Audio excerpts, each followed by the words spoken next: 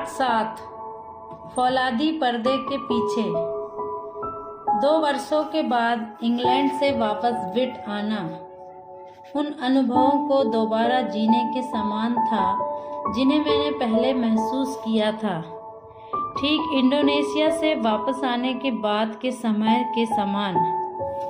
जुलाई 1955 की उस गर्म सुबह भी सब कुछ ठीक वैसा ही था जैसा मैं छोड़कर गया था।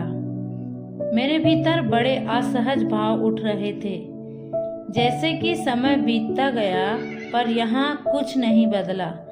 जब मैं अपनी जमीन पर बने छोटे से पुल से होकर उतरा तो गैल्टज बाहर कपड़े टांग रही थी, लेकिन मुझे यहाँ थोड़ा सा परिवर्तन जरूर नजर आया। एक छोटा सा लड़का सामने आंगन में खेल रहा था, जो गैल्टज का पुत्र था। मैंने उसे हाय कहते हुए पूछा, क्या कोई घर में है? मैं एडी हूँ। एक बार फिर सारे लोग इकट्ठे हो गए। फिर से गले लगाना, प्यार करना, हाथ मिलाना और फिर सामान्य समस्या का खड़ा होना शुरू हो गया। अंकल एंड्रयू घर आए हैं तो कौन कहाँ सोएगा। आगामी कुछ दिन मित्रों के घर जाकर मिलने में निकल गए। मैं कारखाने में मिस्टर रिंगर से मिलने के लिए गया। मैं मिस मिकेल से मिलने गया, जो मेरी इंग्लिश सुनकर हक्की बक्की रह गई, तथा मैं कीच के परिवार से भी मिला। मुझे वेस्ट्रा परिवार ने बुलाया और उनके घर जाकर मुझे पता चला कि वे यहाँ से एम्स्टर्डम जा रहे हैं। उन्होंने अपने फूलों के व्यापार में बहुत तरक्की की थी और अब वे कई बड़े कार्यालयों के नज़दीक होना चाहते हैं। सबसे आखिर में मैं अपने भाई वैन व उसकी पत्नी से मिलने एरमोलो गया। चुपके से मैंने वैन से पूछा कि क्या उसने थाइल के बारे में कुछ सुना है। उसने भी बड़ी सहजता से जवाब दिया, हाँ, मैंने पिछले साल पढ़ा था कि उसका विवाह हो गया है। शायद उसके पति का नाम बेकर है। अब आगे बोलने के लिए कुछ बाकी नहीं बचा था, इसलिए ना तो वह कुछ बोला और न मैं। 15 जुलाई 1955 को वारसा में जाने वाली गाड़ी एम्स्टर्डम से रवाना हुई। मैं इस उत्सव में जाने के लिए जवानों की संख्या को देखकर हैरान था। हजारों की संख्या में जवान लड़के लड़कियां मीलों का सफर तय करके यहाँ पहुँचे। पहली बार मैं मैगजीन में पढ़ी मनगढ़ंत संख्या पर विश्वास करने लगा। मेरा सूटकेस भारी था, उसमें थोड़े से कपड़े और कुछ मोजे थे। ज्यादातर थैले 31 पेजों की एक छोटी पुस्तिका से भरे थे, जिसका शीर्षक उद्धार के लिए मार्ग था। यदि साम्यवादियों में कभी मुझे अपने देश में साहित्य ले जाने की अनुमति प्रदान करी तो मैं खुद का लिखा साहित्य साथ में ले जाऊंगा। कार्ल मार्क्स ने कहा था, मुझे 26 अगुवाई करने वाले सैनिक दो और मैं संसार को जीत लूंगा, जिसका अर्थ वास्तव में अंग्रेजी वर्णमाला के 26 अक्षर थे। यह खेल दोनों तरीकों से खेला जा सकता था। मैं इस छोटी मगर शक्तिशाली पुस्तक के नए संस्करण को यूरोप की हर भाषा में लेकर पोलैंड जा रहा था। अतः मैं ऐसे थैले को लेकर, जिसका हत्था लगभग फटने को तैयार था, और मेरी नई धारीदार पैंट को हर कदम पर बचाते हुए रेलगाड़ी पर चढ़ गया। कुछ घंटों के बाद मैं वर्सा के सेंट्रल स्टेशन पर होटल ले जाने वाली गाड़ी का इंतजार कर रहा था। मुझे बहुत अकेलापन महसूस हुआ। मैं पोलैंड में ना किसी व्यक्ति को जानता था और ना ही उनकी भाषा को। सारे संसार भर से हजारों लोग वर्सा में मेरे विपरीत मकसद के लिए इकट्ठे हो रहे थे। इंतजार करते हुए मैं प्रार्थना करने लगा और मैं सोचता हूँ कि उस उत्साहित, हंसती और आत्मविश्वासी भीड़ में प्रार्थना करने वाला शायद मैं अकेला व्यक्ति था। मेरा होटल असल में एक स्कूल था, जिसे इस खास अवसर के लिए होटल के बड़े शयन कक्ष में बदल दिया गया था। मैंने अपना पंजीकरण करवाया और मुझे एक गणित की कक्षा में जगह मिली, जहां पर 30 बिस्तर लगे हुए थे। जितनी जल्दी हो सका मैं अपने होटल को छोड़कर वर्षा की गली में चला गया और सोचने लगा कि अब मैं क्या करूंगा। मैं तेजी से एक बस पर चढ़ गया और जैसे ही हमने ट्रैफिक को पार किया, मुझे पता चला कि अब मुझे क्या करना है। व्यावसायिक शिक्षा के दौरान मैंने थोड़ी बहुत जर्मनी भाषा सीखी थी और मैं यह भी जानता था कि पोलैंड में जर्मन भाषा बोलने वाले लोगों की संख्या बहुत कम है। अतः लंबी सांस लेते हुए मैंने जर्मन भाषा में कहा, मैं हॉलैंड से आया हुआ एक मसीही हूँ। मेरे आसपास के लोग चुप हो गए। मुझे ऐसा करना मूर्खता प्रतीत हुआ। मैंने कहा, मैं कुछ पोलिश मसीहों से मिलना चाहता हूँ। क्या कोई जन मेरी मदद कर सकता है? सन्नाटा। लेकिन तब एक मोटी स्त्री बस से उतरते समय मेरे करीब आकर जर्मनी भाषा में एक पता बता गई। उसने कहा, बाइबिल की दुकान। मेरी धड़कनें तेज हो गई। बाइबिल की दुकान? एक साम्यवादी देश में। मैंने वह पता ढूंढा और सच में वहां एक बाइबिल की दुकान थी। उसकी खिड़कियां लबालब बाइबिल, लाल अक्षर वाली बाइबिल, विदेशी अनुवाद, पॉकेट टेस्टमेंट से भरी हुई थी, लेकिन दुकान लोहे के बाड़े से घिरी हुई थी और उस पर ताला लगा था। उसके दरवाजे पर एक सूचना लिखी हुई थी, जिसका एक एक शब्द मैं नकल करके अपने साथ होटल ले गया। मेरे समूह का अगवा मुस्कुराया। वह बोला, यह छुट्टियों का नोटिस है। छुट्टियों में बंद है। जुलाई 21 को खुलेगी, इसलिए मुझे इंतजार करना था। हमारी 3 सप्ताहों की दिनचर्या को बहुत पहले से तय किया जा चुका था। हमें सुबह के समय में वर्षा दर्शन के लिए जाना था और दोपहर व शाम को संदेश सुनना था। मैंने कुछ दिनों तक दिनचर्या का पालन किया। यह तो पक्का था कि हमें वर्षा का सुंदर चेहरा दिखाया जा रहा था। नए विद्यालय, बड़े बड़े कारखाने, ऊंची इमारतें, उमड़ती हुई दुकानें। यह दृश्य बहुत प्रभावशाली था, लेकिन मैं सोचने लगा, अगर मैं किसी तरह से अकेला निकलूं तो मुझे क्या देखने को मिलेगा। एक सुबह बस यूं ही मैंने प्रयास करने का निर्णय लिया। मैं सुबह जल्दी उठा और जब तक बाकी के लोग उठकर सुबह के नाश्ते के लिए आते, मैं उस इमारत से बाहर था। वह क्या दिन था। मैं उस दिन वर्षा की चौड़ी सड़कों पर ऊपर नीचे टहलता रहा। हर तरफ लड़ाई के चिन्ह दिख रहे थे। पर्यटक स्थलों को छोड़कर बाकी सारे स्थानों का घेराव कर रखा था। झुग्गियों की बहुतायत थी। दुकानों पर लंबी कतारें लगी थीं। चिथड़ों में लिपटे स्त्री व पुरुष नजर आ रहे थे। एक दृश्य मैं कभी भूल नहीं सकता। उस शहर के एक इलाके में विस्फोट हो चुका था और उस स्थान पर अब लोग इस तरह रहते थे जैसे खरगोश अपने बिलों में रहते हैं। उसी प्रकार इन लोगों ने अपने लिए बेसमेंट खोद रखे थे और वे उसमें अपने घर बनाकर रहा करते थे। मैंने एक छोटी बच्ची को नंगे पांव मिट्टी पर मलबे से खेलते हुए देखा। मेरे पास एक पोलिश भाषा में लिखी बुकलेट थी। मैंने कुछ पैसों साथ उसे यह पुस्तिका दी। उसने मेरी ओर अचंभे से देखा और पत्थरों के ढेर से वापस चली गई। कुछ ही क्षण में एक स्त्री का सिर दिखाई पड़ा। वह पूरी जमीन से बाहर नहीं आई थी।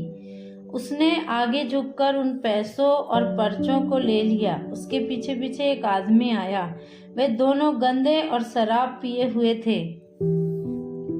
मैंने उनसे जर्मनी तथा डच भाषा में बात करने की कोशिश की, लेकिन वह मेरी किसी बात को समझ नहीं पा रहे थे।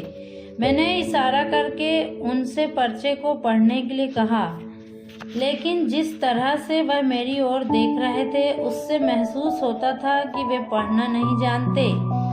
वे बस मेरी ओर देखते हुए मुझसे हाथ मिलाते रहे और अंत में मैं खुद मुस्कुराकर वहां से चला आया। रविवार आ गया। यह दिन हमारे कार्यालय में एक बहुत बड़ा दिन था। हमें स्टेडियम में होने वाले प्रदर्शन में भाग लेना था, लेकिन मैं वहां जाने की बजाय चर्च चला गया।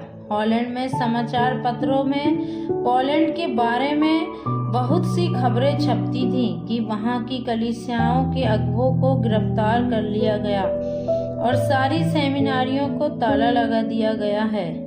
मेरे मन में यह तस्वीर बनी हुई थी कि पोलैंड में सारे धर्म भूगर्भ हो गए हैं। निश्चय ही सच्चाई यह नहीं थी।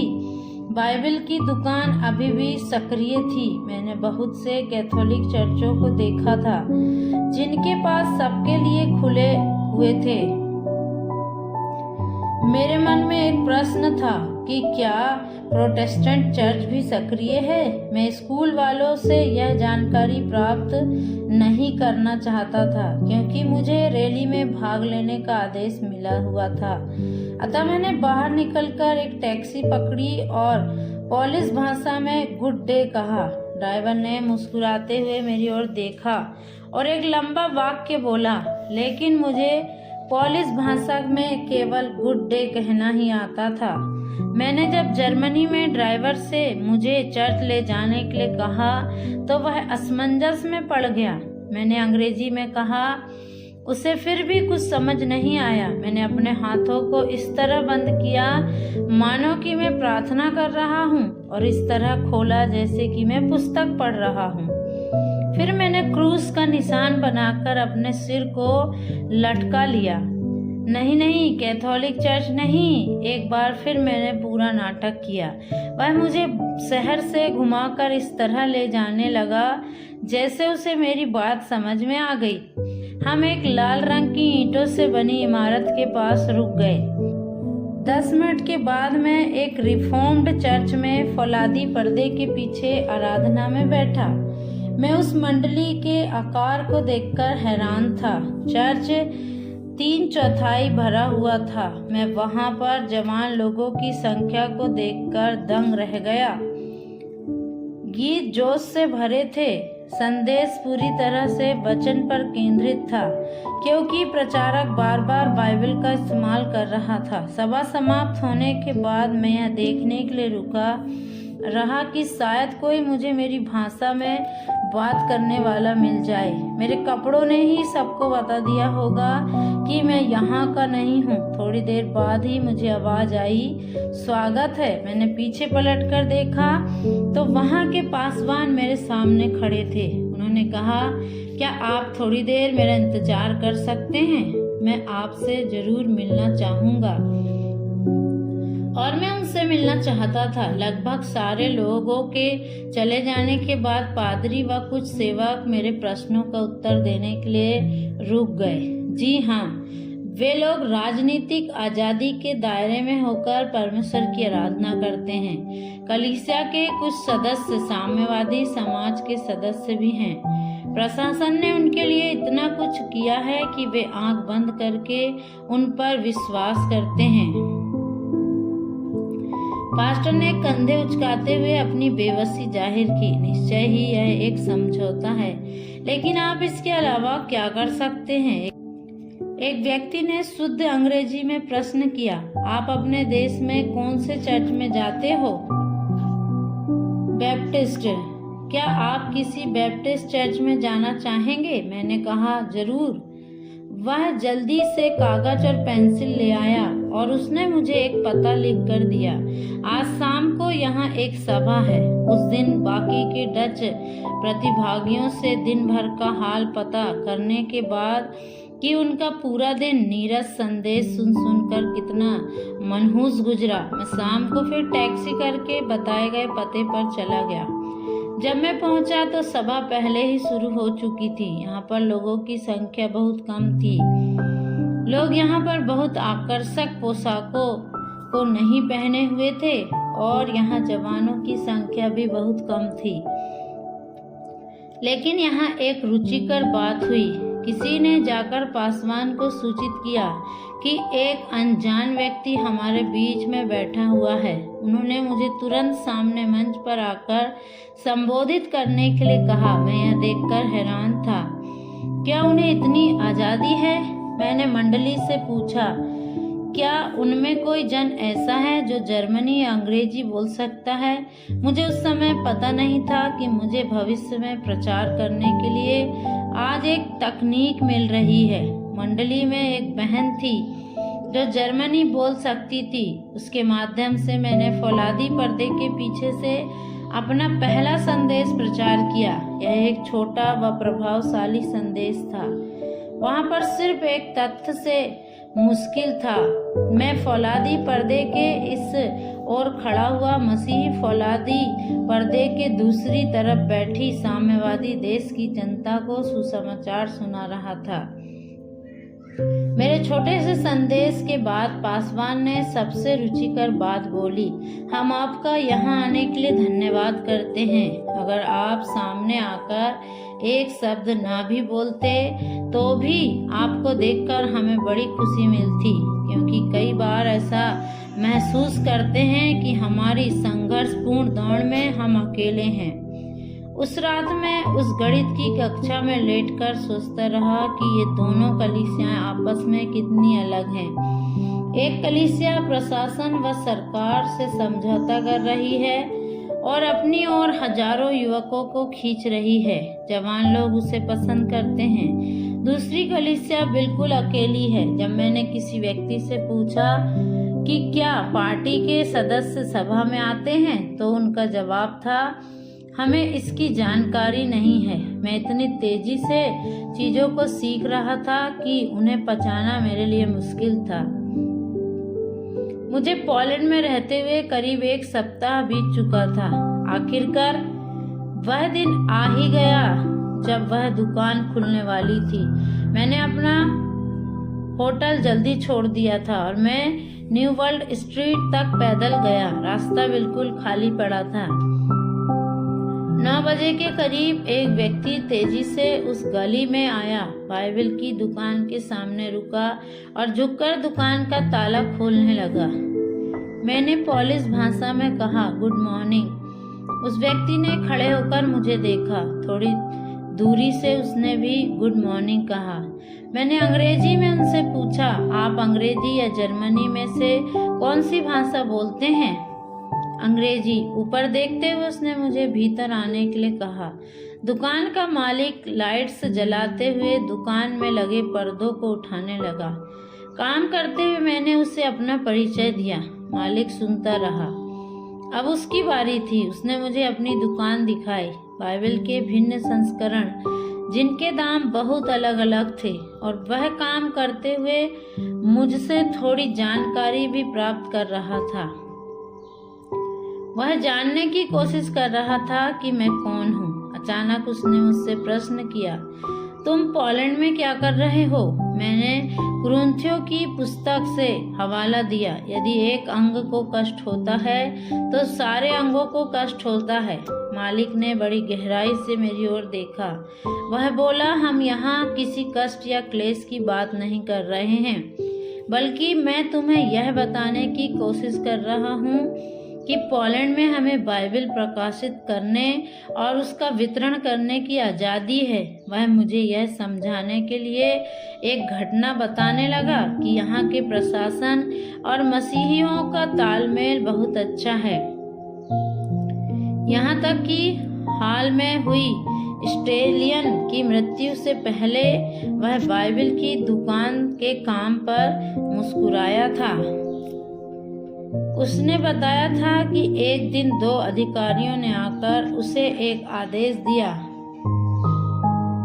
स्टेलियन के जन्मदिन का मनाने के लिए सारे दुकानदारों को अपनी अपनी पसंद के हिसाब से स्टेलियन की तस्वीरें लगाने का आदेश था। मालिक बोला, निश्चय ही मैं भी उसमें सहयोग करने के लिए तैयार था। जब मैं खरीदारी करने के लिए गया तो जैसी तस्वीर मैं चाहता था वैसी ही तस्वीर मुझे मिल गई। इस तस्वीर में ऑस्ट्रेलियन अपने हाथ बांधे हुए खड़े हुए थे और उनके चेहरे पर मुस्कान थी और वह नीचे की ओर देख रहे थे। मैंने इस तस्वीर को अपनी खिड़की पर लगा दिया। इसके बाद मैंने अपनी सबसे महंगी बाइबल लेकर उसमें लाल रंग से लिखे अक्षरों को खोला और जिस ओर ऑस्ट्रेलियन की आंखें देख रही थी उस तरफ बाइबल को रख दिया। सब लोगों को मेरा विचार व तरीका काफी पसंद आया और उसने देखते देखते ही दुकान के सामने काफी भीड़ लग गई और हर एक जन मुस्कुरा रहा था। अचानक पुलिस आ गई। उन्होंने कहा, इसे नीचे उतारो। मैंने कहा, अरे नहीं सर, मैं ऐसा करने की गलती नहीं कर सकता। देखिए, हमें सरकार की तरफ से ऐसा करने का आदेश दिया गया है। मैं हंसने लगा, लेकिन मालिक नहीं। उसके चेहरे पर जरा सी भी मुस्कुराहट भी नहीं थी। मैं पहली बार ऐसे रूखे स्वभाव के व्यक्ति का सामना कर रहा था, जो एक तीर से दो शिकार करते हैं और जो फौलादी पर्दे के पीछे मसीह समाज में मुख्य भूमिका निभाते हैं। जल्दी मैंने अपने हाव भाव को नियंत्रित किया। थोड़ी देर के बाद ही कुछ ग्राहक दुकान में आ गए। मुझे यह देखकर खुशी हो रही थी कि वह छोटी सी दुकान काफी व्यस्त थी। ग्राहकों के जाने के बाद मैंने दुकानदार से पूछा, क्या दूसरे साम्यवादी देशों में भी बाइबल भंडार है? उसने कहा, कहीं है कहीं नहीं। वह अलमारियों को झड़ाने लगा। जहाँ तक मैं जानता हूँ, रूस में बाइबल रखना बड़ा खतरा है। बल्कि लोग तो कहते हैं कि वहाँ तो बाइबल बेचने वाले लोगों के भाग्य बन जाते हैं। एक व्यक्ति 10 बाइबल छुपा कर वहाँ ले जाता है और वहाँ इतने महंगे दामों में बेचता है कि वापस घर आकर उन्हीं पैसों से मोटरसाइकिल खरीद सकता है। फिर वह उसी मोटरसाइकिल पर यूगोस्लाविया, पोलैंड, पूर्वी जर्मनी में घूमता है और फिर उसे मोटे मुनाफे में बेचता है तथा उससे फिर और अधिक बाइबल खरीदता है। यह मेरी सुनी हुई बात है। उस दिन पूरी सुबह मैंने उस बाइबल दुकान के मालिक से बात करने में बिताई और जब मेरे अलविदा कहने का समय आया तो मैं काफी दुखी था। स्कूल की ओर वापस जाते हुए मैं सोचने लगा, यहाँ तो खुलेआम बाइबल बिक रही है। जो चाहे आकर एक बाइबल खरीद सकता है।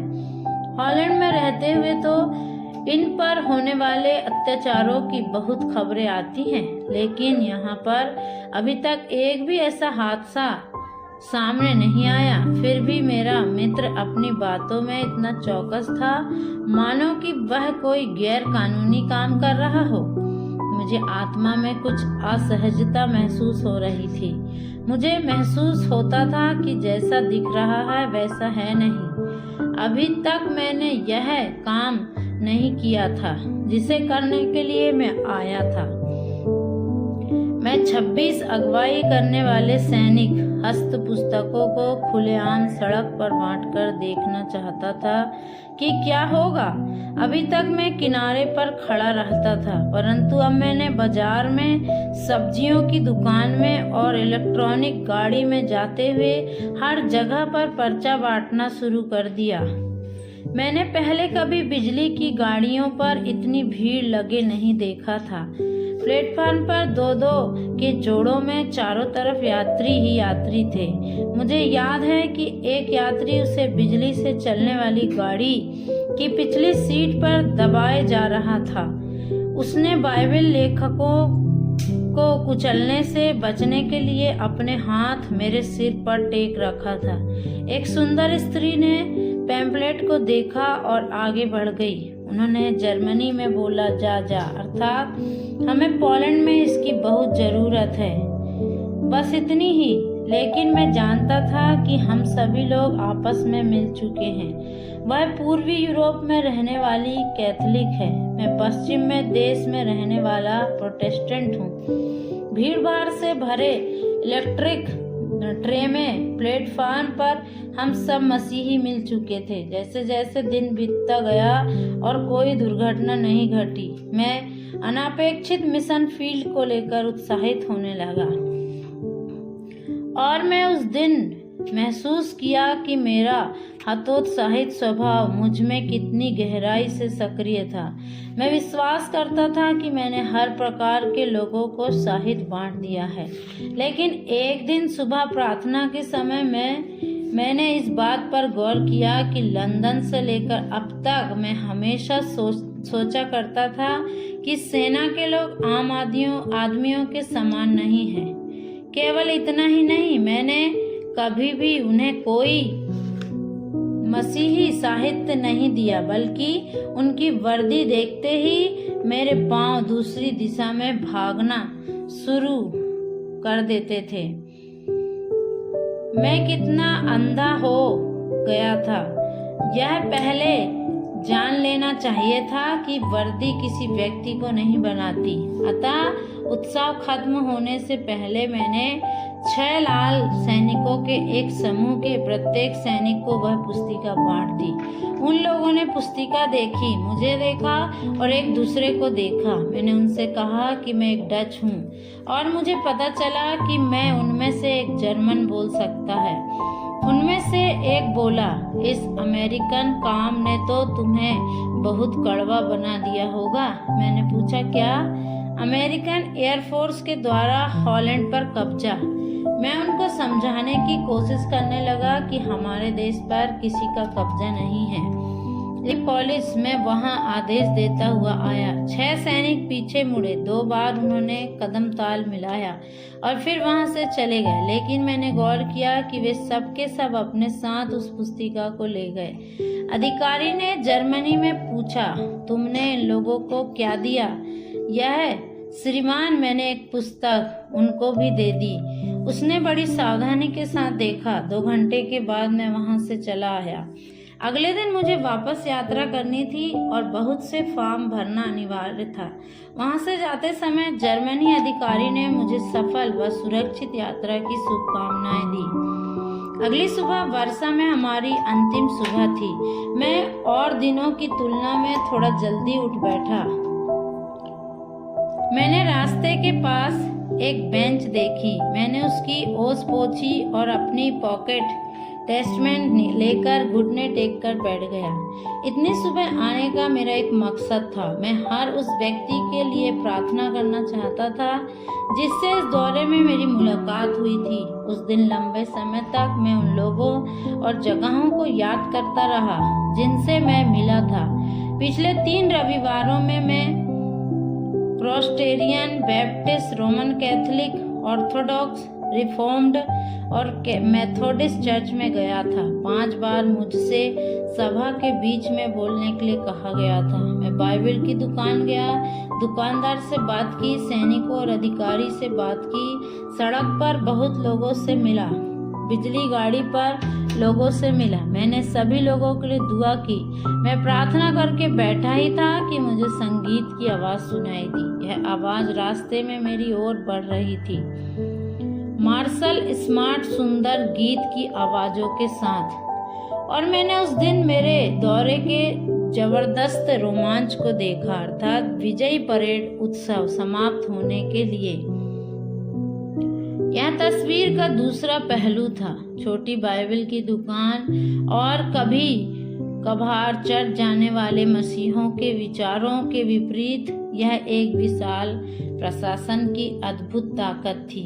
मुझे रास्ते पर कदम ताल करती हुई जवान साम्यवादियों की झलक दिखाई दी। मुझे एक भी क्षण यह महसूस नहीं हुआ कि उन पर कोई दबाव डाला जा रहा है। वे अपने विश्वास के कारण कदम ताल कर रहे हैं। उनकी 8 कतार थी, स्वस्थ, जबरदस्त, सटीक। वे गीत गा रहे थे कि उनकी आवाज़ों में गर्जन थी। एक के बाद एक 10 मिनट, 15 मिनट, एक के बाद एक रैंक के जवान स्त्री और पुरुष आते चले गए। उनका स्वभाव गहरा था। ये 20वीं शताब्दी के प्रचारक थे। ये सुसमाचार सुनाने वाले लोगों की नई पीढ़ी थी। लेकिन एक समाचार का हिस्सा यह भी था कि धर्म की पुरानी कड़ियां और अंधविश्वास खत्म हो गया था। परमेश्वर से संबंधित पुरानी घटनाएं खत्म हो चुकी थी। अब मनुष्य खुद अपना स्वामी था। उसे अपना हाथ बढ़ाकर भविष्य को पकड़ना था। पश्चिमी देशों में रहते हुए इन लोगों के लिए क्या कर सकते हैं? यह हजारों जवान अभी भी मेरे सामने से कदम ताल करते हुए जा रहे थे और अब उनके कदमों की ताल भयानक हो गई। उन्हें मार दो, यह नाजीज द्वारा सुनाया गया उत्तर था। क्या वह अपने आप जीते जाएंगे? मुझे WEC कॉलेज और प्रशिक्षण दोनों ही बहुत पसंद थे, परंतु उन्होंने कभी किसी इंसान को फौलादी पर्दे के पीछे नहीं भेजा था। हमें क्या करना चाहिए? मुझे क्या करना चाहिए? बाइबल मेरी गोद में खुली थी। पन्ने सुबह की हवा से पलट रहे थे। मैंने अपने हाथ पन्नों को रोकने के लिए रखे तो पाया कि सामने प्रकाशित वाक्य की पुस्तक खुली है। मेरी उंगली पेज पर इस तरह रखी थी मानो वे मुझे इशारा कर रही थी। मेरी उंगलियों की छोर पर लिखा था, जाग जा। और जो वस्तुएं बाकी रह गई हैं और जो मिटने को हैं उन्हें दृढ़ कर। अचानक मुझे महसूस हुआ कि मेरी आंखों से आंसू बह रहे हैं। क्या यह संभव है कि परमेश्वर इन वचनों के द्वारा मुझसे बोल रहा हो? वह मुझसे कह रहा हो कि मेरे जीवन का काम यहाँ फौलादी पर्दे के पीछे है, जहाँ उसकी कलीसिया अपना जीवन पाने के लिए संघर्ष कर रही है। क्या मैं उन बहुमूल्य व बाकी चीजों को दृढ़ करने जा रहा हूँ? यह मूर्खतापूर्ण बात है। मैं इस काम को कैसे कर सकता हूँ? जहाँ तक मैं जानता था 1955 में इस बड़े मिशन फील्ड में एक भी मिशनरी काम नहीं कर रहा था। मैं अकेला व्यक्ति बिना किसी संस्था से जुड़े व बिना किसी आर्थिक सहायता के मेरे सामने से गुजरने वाली सेना के खिलाफ क्या काम कर सकता हूँ? Praise the Lord. प्रभु आप सबको आशीष दे।